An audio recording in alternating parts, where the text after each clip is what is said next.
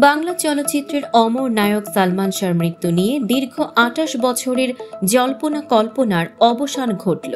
অবশেষে দায়ের হল হত্যা মামলা, যেখানে আসামি করা হয়েছে তার স্ত্রী সামিরা, ব্যবসায়ী আজিজ মোহাম্মদ ভাই ও ডন সহ মোট ১১ জনকে। মামলার সূত্রপাত সালমানের ছোট ভাই শাহরান চৌধুরীর ২০১৭ সালের ফেসবুক লাইভে প্রকাশিত অভিযোগ থেকে। সেই লাইভে শাহরান বলেছিলেন, সালমান শাহ প্রকাশ্যে আজিজ মোহাম্মদ ভাইকে চড় মারেন, কারণ তিনি সালমানের স্ত্রী সামিরাকে কিস করেছিলেন। ওই ঘটনার পরই নাকি শুরু হয় ষড়যন্ত্রের জাল। শাহরানের দাবি, সালমান হাতে নাতে সামিরাকে টাকা সহ ধরেছিলেন, যার উৎস নিয়ে তিনি কোনো ব্যাখ্যা দিতে পারেননি। শাহরান আরও অভিযোগ করেন, হত্যার ঘটনাটি ধামাচাপা দেওয়া হয়েছিল।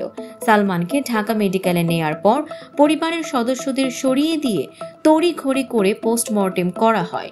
তিনি উপস্থিত থাকতে চাইলেও অনুমতি পাননি। তার প্রশ্ন, যদি সালমান আত্মহত্যা করেন তাহলে ফ্যান ভাঙল না কেন? সকালে ঘুম থেকে উঠে কেউ আত্মহত্যা করে নাকি? তিনি জানান, সালমানের ঘরে ধস্তাধস্তির চিহ্ন, দায়ের কোপ এবং অন্য ব্র্যান্ডের সিগারেটের খোসা পাওয়া গিয়েছিল। শাহরানের দাবি, আমার ভাই আত্মহত্যা করেনি, তাকে হত্যা করা হয়েছে। আমি নিজে গোসল করিয়েছি, তার গলায় ফাঁসের কোনো দাগই ছিল না।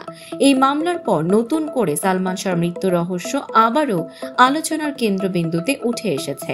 আর ভক্তরা জানতে চাইছেন, এবার কি মিলবে প্রিয় নায়কের মৃত্যুর আসল সত্য? দর্শক, সাম্প্রতিক ও চমকপ্রদ এমনই সব খবর পেতে ফলো করুন আমাদের ফেসবুক পেজ CB24 TV এবং সাবস্ক্রাইব করুন ইউটিউব চ্যানেল CB24 অফিসিয়াল।